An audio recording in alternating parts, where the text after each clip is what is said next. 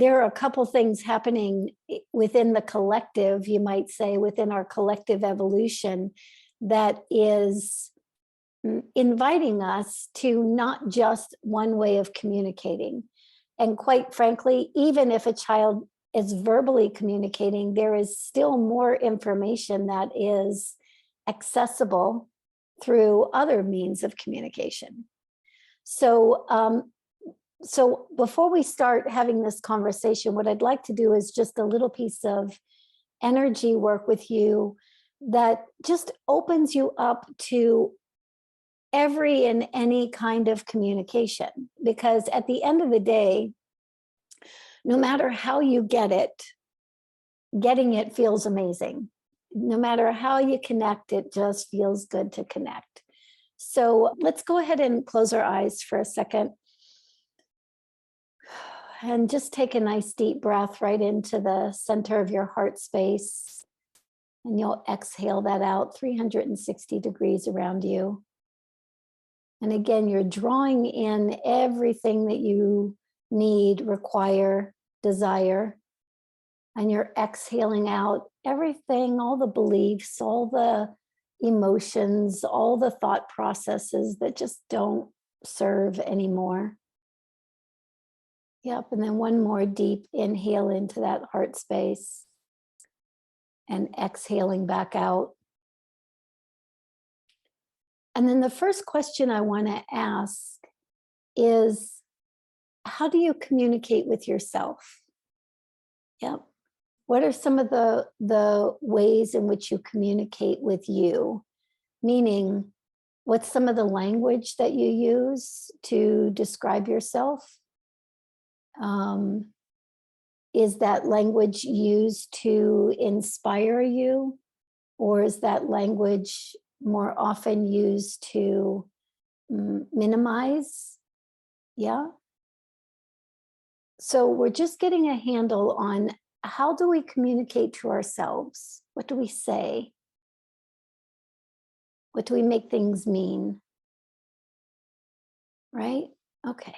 And all of that energy that no longer serves you, all of that energy that doesn't open you up to magic, that doesn't open you up to kind of miracles, that, yeah, other realms and realities, let's go ahead and pull all that information out of the way you communicate with you and place that in a sphere out in front of us.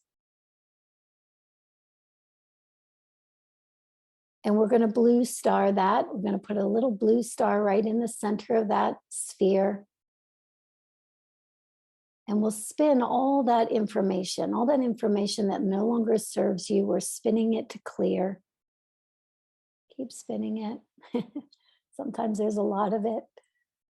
Yep. Just spin it to clear. And then compress and condense that clear sphere back into that blue star. And you're going to drop that blue star into your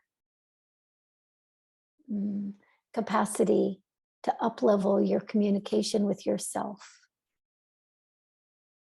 Yeah. And implode that into billions of frequencies of light.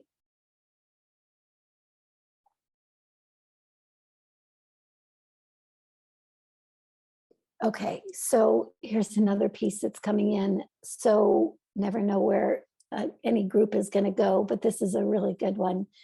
So, you know, I mean, clearly your kids do not communicate in the way typically developing children communicate.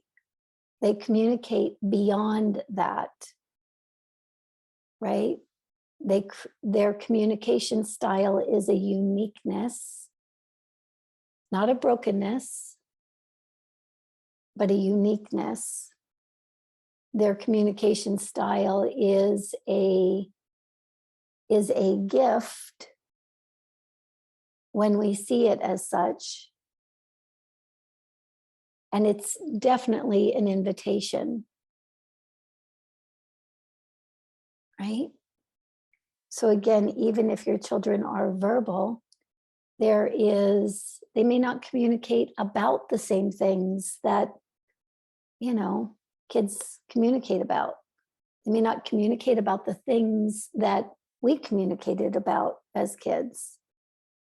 That's not because there is a less than or a brokenness. That is because there is an evolution, right? So everywhere where there is an idea that because your children function or communicate differently, that is somehow a wrongness, a brokenness, a lack of perfection. Yep. Those are all lies. So let's pull all of those lies up and out of your field, especially out of your mental cognitive field. And let's place those in a sphere out in front of us. And we'll blue star that. And we'll spin those to clear. And we'll compress and condense that clear sphere back into that blue star. And this blue star, you're going to drop into the communication between you and your child and implode that into billions of frequencies of light. So our children are always attempting to find pathways to connect.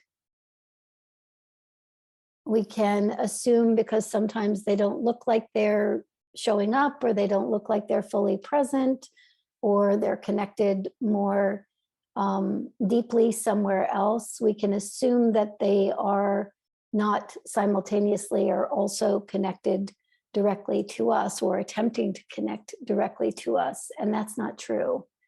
They are. They have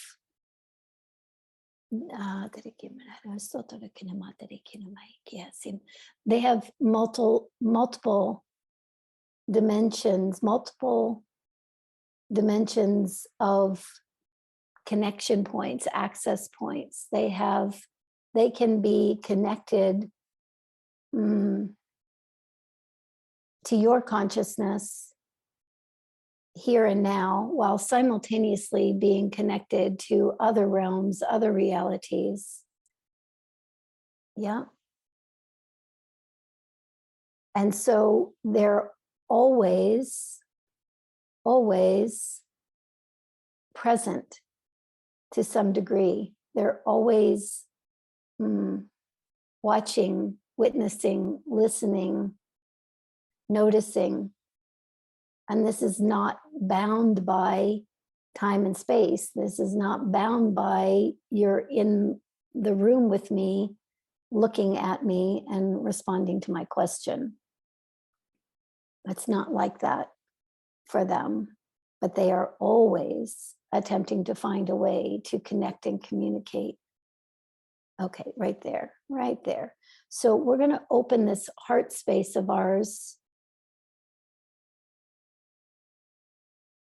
because one of the other things that happens is when you have children who don't communicate the way we learn to communicate, we have a tendency to put up a boundary or a barrier around our hearts. We feel less than sometimes because they're having a challenge with something that we were able to do.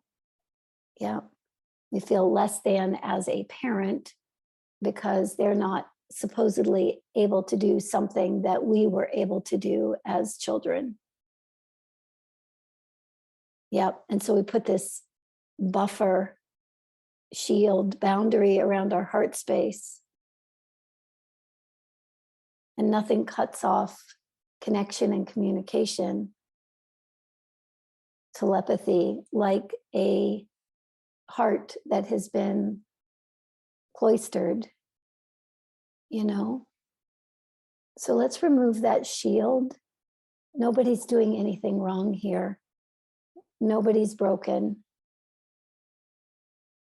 we're simply finding new, deeper, evolutionary ways of connecting and communicating. So everywhere where this has been a problem, but doesn't need to be, let's go ahead and pull that up and out of your field. Nobody has done anything wrong. Nobody is broken. Everybody is evolving. And we'll put all of that energy into a sphere out in front of us. We'll blue star it. We'll spin it to clear. Spin it to clear. Compress and condense that clear sphere back into that blue star. And you're taking that blue star and cutting it in half.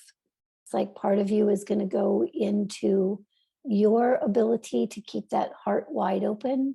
And it's going to go into your child's ability to find that pathway deep into that heart space.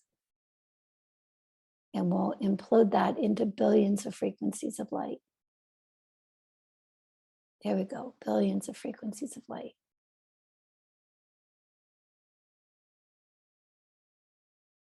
All right, let me see if there's anything else. Just keep hearing a lot of kids going, I've got this, I've got this. So they've found their way in. Yeah, they're finding their way in. And so we're going to receive their way in, whatever that way is. Whatever that way is, we're just receiving it, grateful for it, see it as a capacity, recognize it for the gift that it is.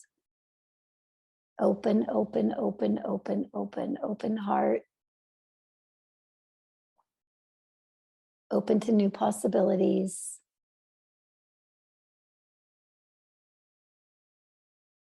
Yeah, open to connection. There we go. So you're going to hear a tone now. We're just going to make all of this matter. We're just going to solidify all of this. Okay, kira kana matara waya satari sitari no matari si kira kina me. Kira kira kora mate.